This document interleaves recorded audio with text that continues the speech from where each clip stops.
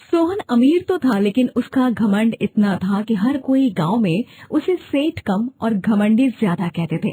ऐसे ही एक दिन सोहन के पास एक बूढ़ा किसान आता है।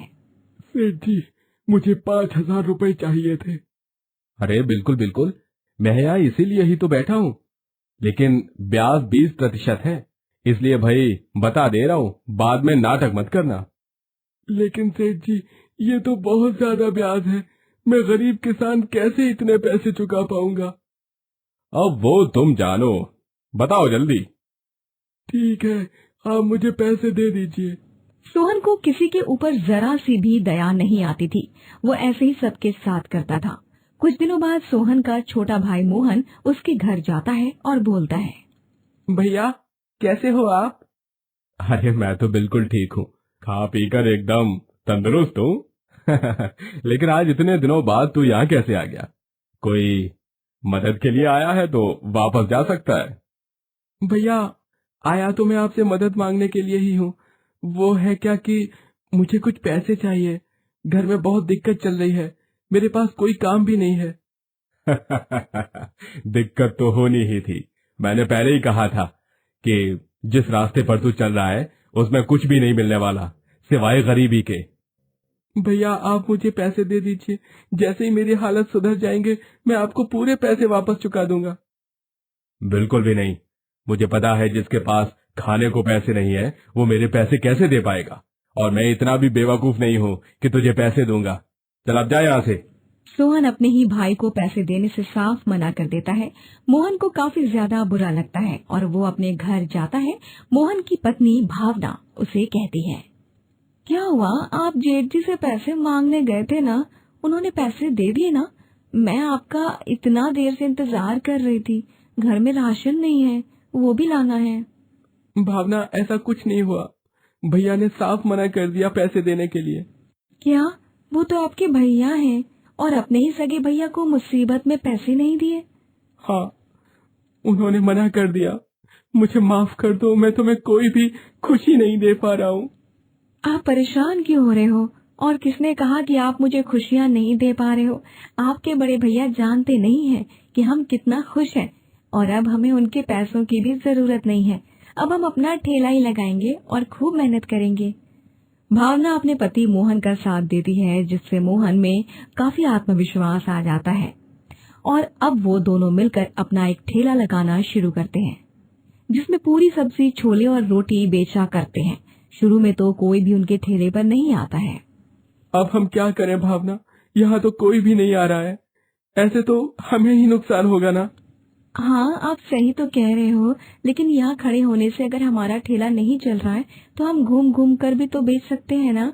और फिर हम एक जगह अपना ठेला लगाया करेंगे। अगर लोगों को हमारे हाथ का स्वाद अच्छा लगेगा तो वो खुद ही हमारे ठेले पर आ जाया करेंगे। क्यों, सही कह रही हूँ ना? हाँ, ये सही रहेगा। मोहन और भावना अब घूम घूम कर ठेले पर खाना बेचा करते। गांव के बाहर उनके एक पढ़ा लिखा आदमी सूरज मिलता है उन्हें।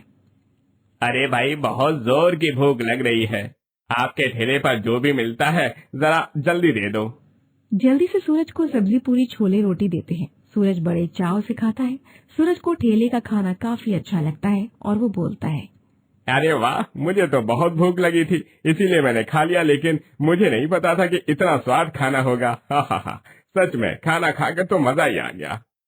हाँ, धन्यवाद। वैसे आप हर रोज यहीं अपना ठेला लगाते हो? नहीं, वो क्या है ना, हमारे ठेले से अभी ज्यादा कमाई तो होती नहीं है। इसीलिए हम घूम घूम कर अपना ठेला चलाते हैं। थोड़ी बहुत हो जाती है कमाई। क्या? अरे आपका खाना तो बहुत ज्यादा अच्छा है, लोगों को तो खुद चलकर यहाँ आना चाहिए आपका खाना खाने के लिए, और उल्टा आप लोगों को खिलाने के लिए घूमते हो। अब करना तो पड़ेगा ही ना। जब तक मेहनत नहीं करेंगे तो फल की कैसे उम्मीद कर सकते हैं हम? बिल्कुल सही कहा आपने, जितना स्वाद आपका खाना है ना, उससे कहीं ज्यादा स्वाद आपकी बातें हैं। अच्छा, तो अब मैं चलता हूँ। धीरे धीरे लोगों को मोहन के ठेले का खाना पसंद आने लगता है और अब रोज उनके ठेले का पूरा खर्चा तो निकल ही जाता था। ऐसे ही कई दिन निकल जाते हैं। कुछ दिनों बाद अब वो गांव के चौराहे पर ही अपना ठेला खड़ा करके सामान बेचते हैं। वहाँ भी भीड़ होना शुरू हो जाती है। तभी एक बुढ़िया वहाँ आती है। बेटा, मुझे भी कुछ खाने को मिलेगा। बहुत भूखी हूँ मैं, कुछ खाना नहीं खाया है कई दिनों से। जी अम्मा, बिल्कुल मिलेगा। आप यहाँ बैठो, मैं अभी लाती हूँ। भावना उस बुढ़िया को खाना देती है। बुढ़िया को भी खाना काफी अच्छा लगता है और वो भावना के सर पर हाथ रखती है। बेटा, बहुत अच्छा खाना था। मेरा पेट भर गया लेकिन मन नहीं भरा। भगवान तुम्हें खूब तरक्की दे। लेकिन बेटा, मेरे पास पैसे नहीं है तुम्हें देने को। अम्मा, हम पैसे चाहिए भी नहीं। भगवान की इतनी तो दया है हम पर कि हम किसी खाली पेट को यहाँ से भूखे नहीं जाने देते। और आप तो बड़ी हो, आपका आशीर्वाद तो हमारे लिए सबसे बड़ा धन है। जुग जुग जियो बेटा। इस बुढ़िया की मदद करने के लिए शुक्रिया। भावना और मोहन ऐसे ही कमा रहे थे और खा रहे थे। काफी अमीर तो नहीं, लेकिन अब वो इतना हो ही गए थे कि किसी के आगे उन्हें हाथ नहीं फैलाने पड़ते। वहीं दूसरी तरफ सोहन की पत्नी उमा, उसकी तबीयत काफी खराब थी। मैंने बड़े से बड़े डॉक्टर को दिखा दिया, लेकिन अब तक किसी ने भी ये नहीं कहा है कि उमा ठीक हो जाएगी। मेरे तो सारे पैसे इसमें ही जा रहे हैं। सोहन के बुरे दिन शुरू हो जाते हैं क्योंकि उसकी पत्नी की तबीयत खराब हो जाती है और अब सोहन के सारे पैसे इलाज में ही जा रहे थे। मोहन के हालात सुधर रहे थे। कुछ दिनों बाद सोहन के पास कुछ नहीं बचता है और वो भूखे पेट घर जा रहा था। तभी वो मोहन के ठेले के पास ही बैठ जाता है। अपने भैया को देखकर मोहन खुश होता है। भैया, आप यहाँ? मुझे बहुत अच्छा लगा कि आप यहाँ आए हैं। भैया, ये मेरा ठेला है, मैंने और भावना ने मिलकर लगाया है। अच्छा, जानकर खुशी हुई कि तुम अपनी बीवी के साथ खुश हो। जी भैया, ये तो आपने बिल्कुल सही कहा। मैं तो हार मान चुका था, लेकिन भावना ने ही हमेशा मुझे हिम्मत दी है। अरे मैं भी कैसा पागल हूँ, आप आए हो और कुछ खाने को भी नहीं पूछा। आप यहीं रुकिए, मैं अभी खाना लाता हूँ। मोहन तुरंत अपने भाई के लिए एक प्लेट में खाना लगाता है। इतने दिनों बाद अच्छा खाना देखकर सोहन जल्दी जल्दी खाना खाने लगता है। वाह मोहन, खाना तो बहुत अच्छा बनाया है। आपको खाना अच्छा लगा भैया? बस मेरे लिए तो यही बहुत है। इतना स्वाद खाना बनाया है तो अच्छा कैसे नहीं लगेगा?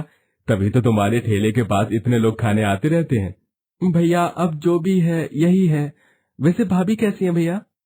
क्या बताऊं मोहन, मैंने लोगों से लक्ष्मी तो जमा कर ली, लेकिन अपनी घर की लक्ष्मी को नजरअंदाज कर दिया था। तुम्हारी भाभी का इलाज चल रहा है और अब मेरे सारे पैसे उसमें ही चले जाते हैं। कोई बात नहीं भैया, भाभी ठीक हो जाएंगी। हाँ, मुझे यकीन है, लेकिन अब शायद मैं भी ठीक हो चुका हूँ। मैंने जो घमंड की पट्टी बांधी थी वो उतर गई है। सोहन को अपनी गलती का एहसास होता है और मोहन भी अपनी जिंदगी में खुश था।